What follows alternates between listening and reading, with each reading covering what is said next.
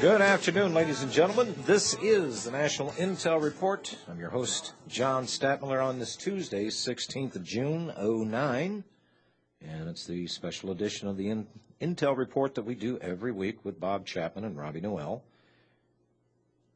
Coming up at the bottom of the hour, for just a couple of minutes, I'm going to have the Reverend Ted Pike on just for a few minutes, but there is some breaking information about the hate crime legislation that may come to the floor and be voted on tomorrow.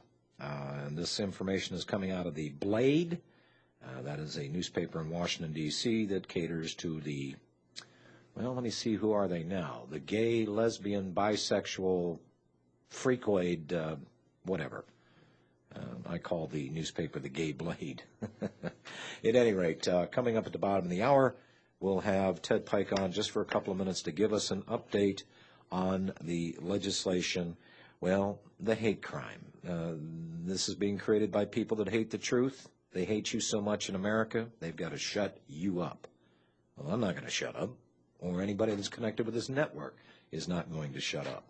At any rate, Mr. Chapman, good afternoon, sir.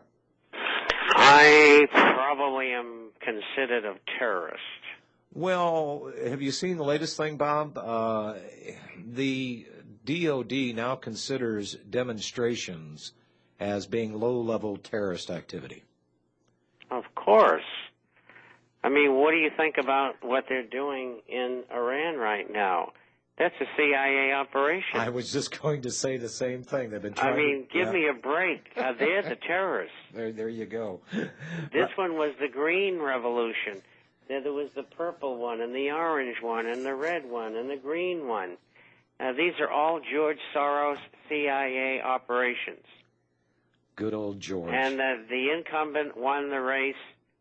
In fact, there's a poll that was released today that was taken 3 weeks ago by none other than the Washington Post that said that, yes, the incumbent was ahead by that much. Well, and as they made it, Bob, I thought the exact same thing, because we've been messing with Iran for more than a half a century. You know, I'll tell you, I was living in Geneva, and it was the late 1950s, and I met a lot of people who had left Iran who were in fear of their lives because the government of Mohammed Mossadegh was overthrown. It was a legal government, and he was sent on his way, and the Shah of Iran was put in power by the United States government. And the first thing they did was they brought in the Mossad, and the Mossad trained the secret police for Iran, and they proceeded to deeply ensconce this phony, the Shah of Iran, in behalf of the United States government. So this goes back a long way. A long way. Okay, we'll come back.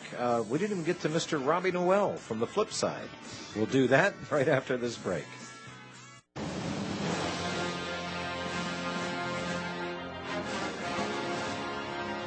Get ready for Real Talk Radio. You're listening to the National Intel Report with your host, John Statmiller.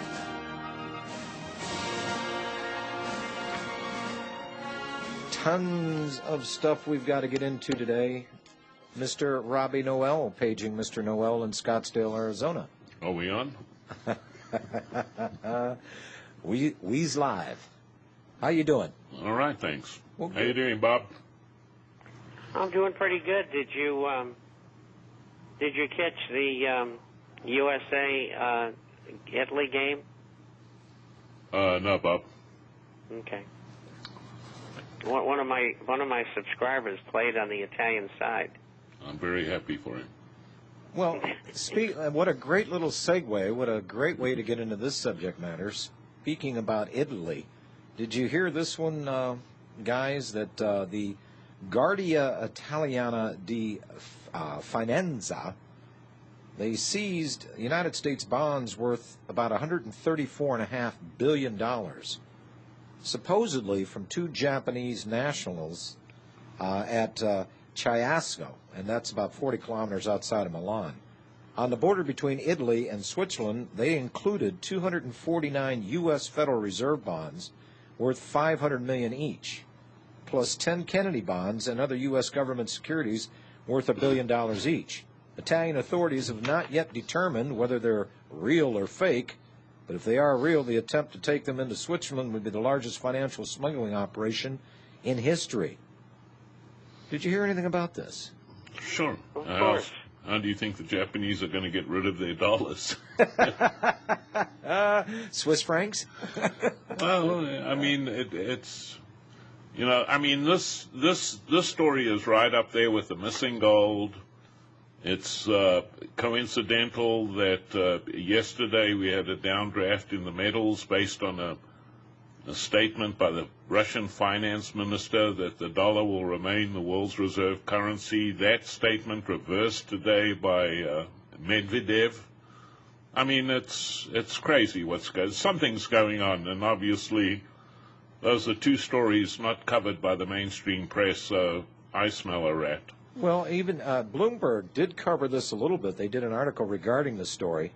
And it's never been mentioned on any financial channel. Exactly. And they said the seized bearer bonds allegedly were dated as of 1934.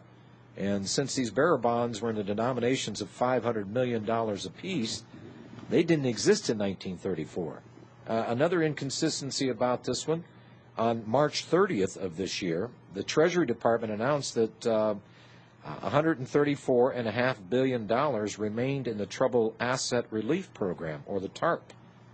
And that stated amount of seized bearer bonds was, well, just the exact amount that they seized from these two Japanese nationals trying to get over to Switzerland. So, yeah, there's a lot. And guys, let's just say it the way it is. The thievery, it has now been legitimized, and it's not being guilty of something if you don't get caught. That is the new maxim and the standard for today. It's not anything to do with honesty and forthrightness. It's just don't get caught and you're cool. Well, we don't know what's going on behind the scenes, and all we can do is guess. But the fact that the Italian police or border guards found these is that I do not think that any person, no matter who they are, Japanese or American or whatever, is going to try to pass off counterfeit bonds that supposedly are 80 years old. And so they're real, I think. Yeah. And I think the money is for a payoff, or it's stolen, or there's something going on there that we don't know about, and we'll probably never know. Well, because all kinds of people will get paid off, and you're Americans out there, most of you listening to this broadcast, but in most countries in the world, and there are other exceptions in accompanying the U.S. that don't do this, but most countries in the world, all of the people at the top, all the police, they all get paid off. Well, it's the Italian... I know that's hard for you to believe, and there is corruption in America, of course. Well, it's the Italian way. But every country has this problem. Look, any country that grows the mafia the way these people did, and then they moved into the United States, that wasn't just a dress rehearsal. These people know what they're doing. I mean, they're polished criminals, for gosh sakes. Mm-hmm. Yeah. One thing I want to get out of the way here, and I wanted to tell you guys in case you didn't hear me at the top of the hour. Reverend Ted Pike is going to come on for just about 4 or 5 minutes after the bottom of the hour break to give us an update on the hate crime bill, thought crime. Wait a minute, or hate crime, thought crime, whatever. That it may in fact be whisked through the Senate tomorrow with no debate. These Democrats and even some Republicans are scared to death because they know this won't pass the smell test. So therefore, it's not going to have any debate. It'll just be a quick vote, probably attached to another bill, and then we'll be in the same boat as England, Canada, Australia, Germany, and every other industrialized country around the planet. Yeah, that's a done deal. Well, and you know what? Eric Holder came out and gave a big speech this morning for the need to expedite the hate crimes legislation. Well, and that's the first inkling that then was on any news at all, because up until this point, not one network has spoken one word about it, or Mr. Ron Paul's H.R. 1207, even though he's been interviewed recently. Kind of strange that subject matter didn't come up.